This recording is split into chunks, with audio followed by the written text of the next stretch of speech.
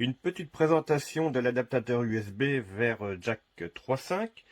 La petite particularité, c'est que on peut mettre un casque avec son micro. Voilà, je vais y arriver. Voici le câble en question. Donc dans la prise est intégré les deux connexions. Voilà. C'est pas mal, surtout que par exemple ce PC-là n'intègre pas de prise micro, hein, c'est uniquement le micro de la webcam qui est au-dessus. Donc ça permet directement d'avoir les deux sur le même câble. Alors évidemment, il faut que l'objet que vous mettez en face, le casque, soit prévu pour ça. Voilà. On voit dedans, enfin on a du mal à voir, mais c'est des prises dorées.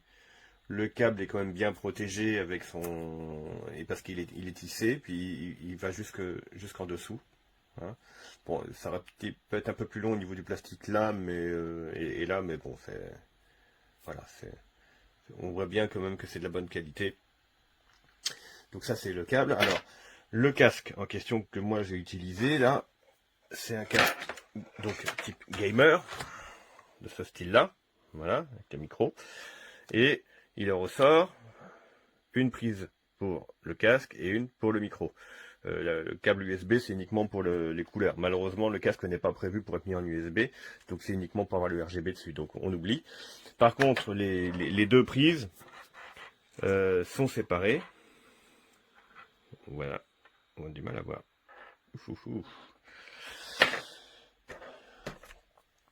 Parce que vous avez plusieurs bandes dessus, et donc il est fourni avec ce câble-là. Voilà. Ça c'est le câble, le casque est fourni avec ça. Donc on voit bien que là, par contre, il y a bien trois petites bandes.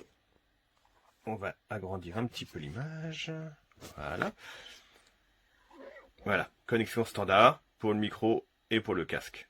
Le micro à droite, le casque à gauche. Et donc, ça c'est la prise, voilà, du casque. Là on les voit bien, il y a bien 4 bandes. Donc le micro, le casque et la masse. Donc, plutôt que de connecter un adaptateur comme ça, qui de toute façon ne va pas avec ce type de PC, l'adaptateur USB permet de régler ce problème-là. Donc, hop, je vais vous le brancher. Vous allez voir comment il est détecté. Donc, sur une prise USB disponible, tiens, j'en ai là. Hop. Et là, directement, l'installation se fait. Voilà. Pas besoin de driver supplémentaire. L'installation s'est faite automatiquement. Donc dès que je vais brancher le câble, il va y avoir une détection sur le PC. Alors je vais essayer à une main. Hop, voilà. Le câble a bien été détecté, enfin le casque. Donc maintenant il est opérationnel. Donc la qualité du son est, je trouve même meilleure que la carte son qui est sur le PC. Hein, je mets une musique, lance une musique au hasard. Bon, ça vous donnera pas grand chose là en enregistrant, mais voilà, si je mets le son. Voilà. Bon, ça vous donnera pas grand chose de l'entendre comme ça, mais bon, vous devez me croire que sur parole pour le coup. La carte son qui est intégrée sur le PC, c'est plus cristallin, voilà. C'est plus atténué, un peu plus sourd. Là, c'est vraiment très cristallin. Les sons sont très clairs. Donc là, le petit DAC qui est inclus dans la prise là est vraiment de très bonne qualité. Donc voilà, c'est tout ce que j'ai à dire. Bon, de toute façon, c'est un petit objet simple. Hein, coûte pas si cher que ça, et ça peut être très utile, surtout pour les PC récents qui n'ont plus forcément les prises que vous désirez. Donc là, je l'ai rebasculé sur la carte son d'origine. Voilà. Alors déjà, le son est un petit peu moins fort.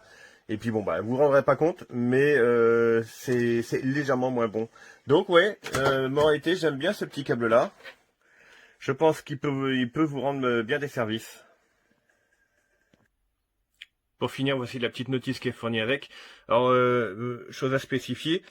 Vous pouvez pas mettre ce câble directement sur une télé, un amplificateur, un lecteur CD, un autoradio de voiture, un projecteur, une PS3, une Xbox, une Nintendo Switch, tout ça. Non, il faut un ordinateur qui soit capable d'installer des drivers adaptés à ce câble. Voilà, c'est juste ce que je voulais ajouter à la fin. Et ben j'espère que ce petit test vous aura aidé dans votre choix. À bientôt.